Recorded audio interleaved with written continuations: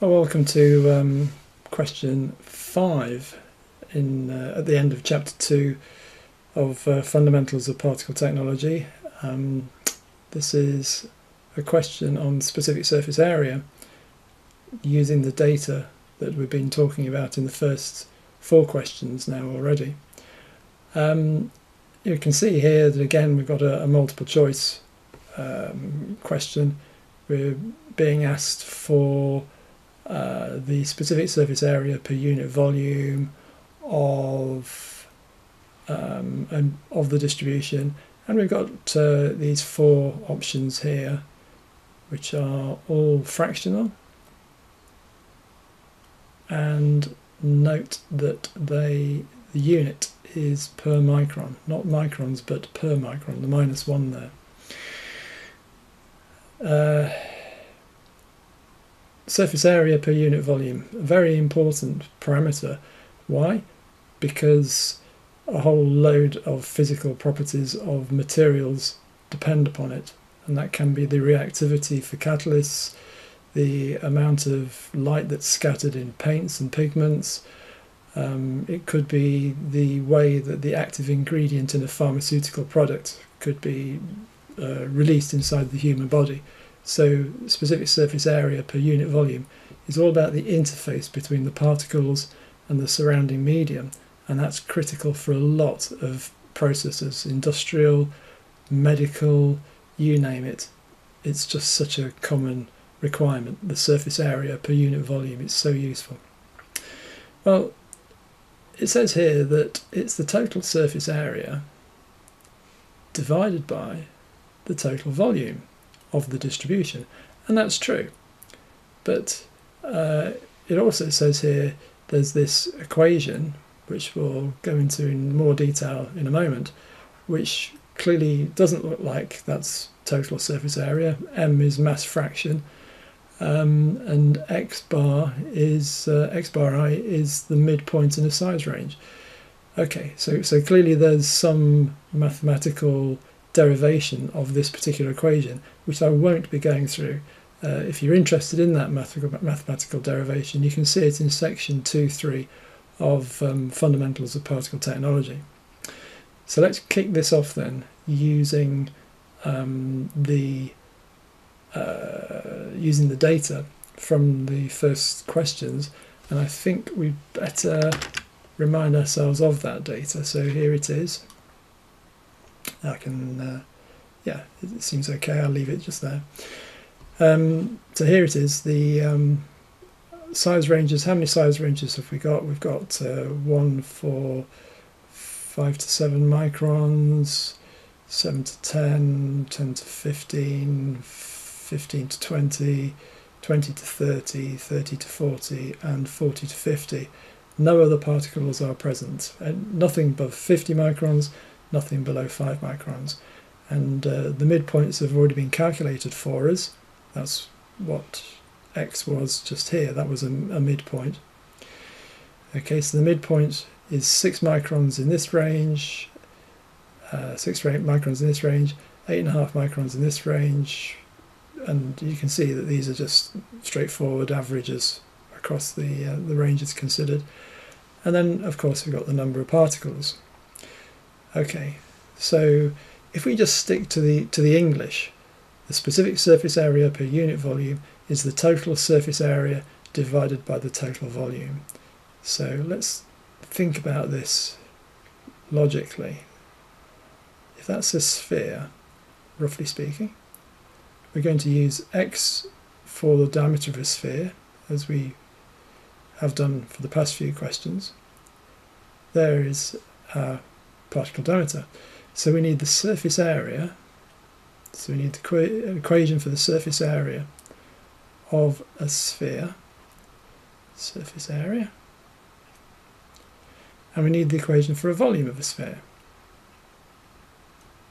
Okay, well, the surface area of a sphere is pi. Everything's got pi in with circles and spheres, so pi times by the diameter squared. And the volume, 4/3 pi r cubed, but we don't work in radii, we work in diameters, so instead of 4/3 pi r cubed, it's pi over 6 times by x cubed. Okay, volume is meters cubed, so therefore obviously we've got to cube the linear dimension. Area is meters squared, so obviously we've got to square the linear dimension. But that's just the surface area and the volume for one sphere. So clearly we're going to need to multiply by the number of particles that we've got. 50 particles in that increment 5 to 7 microns. And again, we're going to have to use some particle diameter that represents the range, 6 microns in the bottom range, because it's the midpoint. So we'll make this into midpoints. We're multiplying by the number of particles, I'll call that the frequency. And we've got to do this over all the increments. And of course we've got to sum all those up to give us what will be the total volume, total area rather, and that's total surface area, so I'll call that SA, not the total projected area, the total surface area, a bit like the skin on a football, the total area of that skin around the football. And of course if we sum them all up, that'll give us the total volume. And if we divide those two, then that gives us what we call the specific surface area per unit volume. For obvious reasons, I'll truncate that to something a bit easier to write. SV, specific surface area per unit volume. Well, that's actually not a too difficult calculation. We can do that without worrying about this equation that's up here, this thing that's up here. You know, we could stick to just working it out. It's not too bad, but we do have to do two summations, a summation of the surface area and a summation of the volume. We have some other alternatives as well. Let's go over to a different colour. What other alternatives do we have? Well, instead of using the actual frequency, we could use something that we've already calculated. We could use the number fraction. Okay, so we could get away with that and use number fraction in both of those. That would make life a little bit easier. The numbers would be a lot smaller than what we would calculate otherwise. And the reason we can do that is because really we want the actual number of particles, the frequency, but if you call n the total number of particles, then that's what f is equal to, the relative number times by the total number. And of course, as we're dividing here, n's going to cancel out of the top and bottom. So we can get away with just using the relative number of particles, which we've already calculated, which is a simpler calculation to do. But still not as simple as this summation based on masses, the mass fraction in each increment over the midpoint. Okay, well, in question, I think it was question 4, when we were calculating the means, we actually have worked out the mass fractions, the mi's.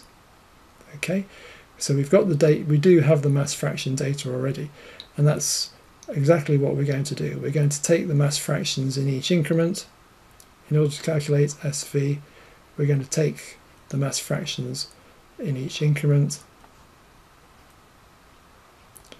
because that's what mi is. We're going to divide by the midpoint in each increment. We're going to add them all up, and that should give us this specific surface area per unit volume. Probably best to see how that works on the spreadsheet. Okay, so here are our size ranges again. Here are our midpoints, 6 microns, 8.5 microns. Here are our number of particles. Here's the calculation for surface area. So these are actual surface areas in microns squared in each one of these grades. They're all summed up just here. Okay, similar sort of thing to volume for each one of the grades, summed up again just here, and then surface area per unit volume divided by the total surface area of every particle in the distribution divided by the total volume of every particle added up in the distribution gives us specific surface area per unit volume. Well, what about the alternative? The alternative is mass fraction, which we've calculated, or relative mass rather, which we've calculated in question 5 when we wanted to know the mean particle size by mass. So here are our relative masses, or mass fractions. Clearly they've got to sum up to 1, otherwise we've missed some material somewhere. So the mass fraction divided by the mid size, so for this calculation here it's the 0.0039 divided by 6, the midpoint of that range, gives us mi over xi for that range. Same sort of thing for all the others. Sum that up and then multiply by 6 as per the equation, which is 6 summation of the mi over xi, gives us just the same value as if we'd calculated it using the particles and working out the total area and the total volume. So as it should do, we're getting the same answer, and yet of course it's a much simpler calculation to do. Plus, mainly in real life, you're going to get your data in terms of mass rather than number of particles. Counting each particle in a particle size distribution is tedious. There's a lot of particles present. Weighing the particles in different size ranges is much easier to do. So in real life you will end up getting data in as mass distributions rather than numbers of particles. There is one last thing that I've done here. I've snuck in the Ch2 mean diameter, which is 22.7. Let's go back and just clear a bit of space, because I need to talk about this. Okay, so we've got the surface area per unit volume equation, SV equals 6 summation mass in each increment divided by midpoint. Well, what about the surface area for a sphere? This is the equation for the full distribution. What about the surface area for a sphere? The specific surface area for a sphere. Same argument, we need the equation for the surface area, pi x squared. We need the equation for the volume of a sphere, pi over 6 x cubed. So that gives us 6 over x.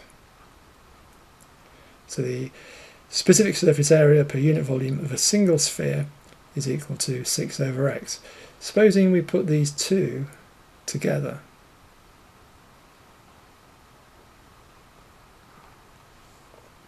So if this is the distribution value, 6,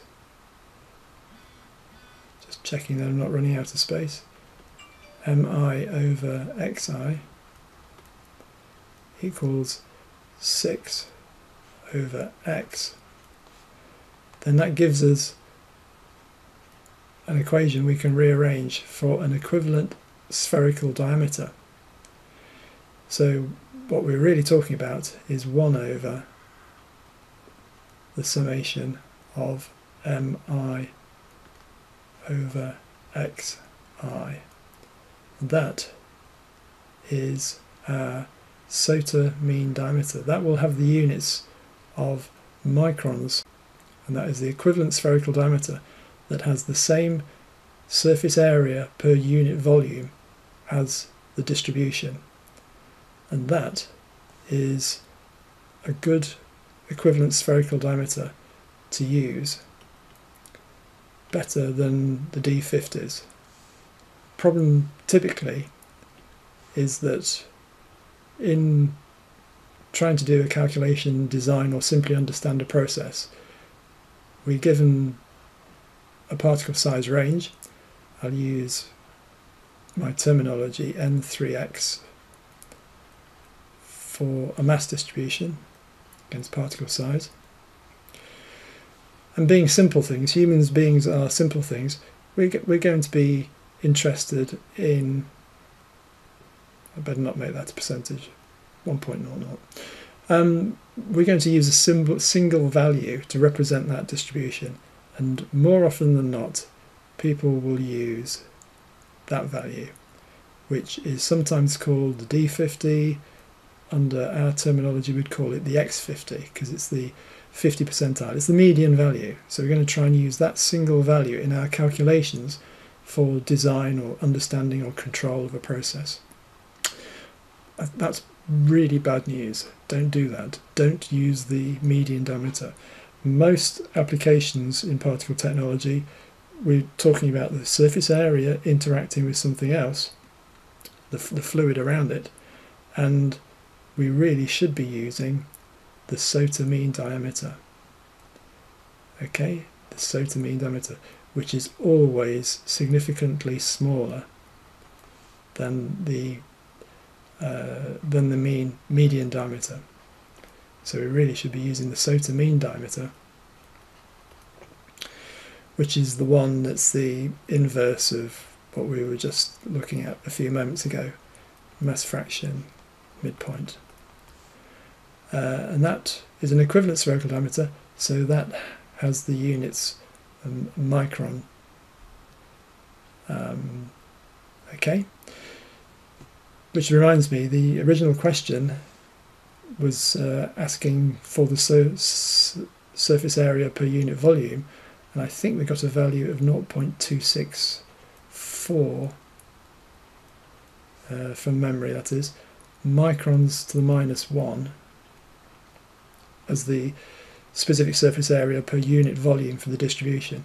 And then the question went on to ask, convert that to SI units. Well, if you were converting that from microns to meters, that would be an easy conversion to do. You just multiply 10 to the 6.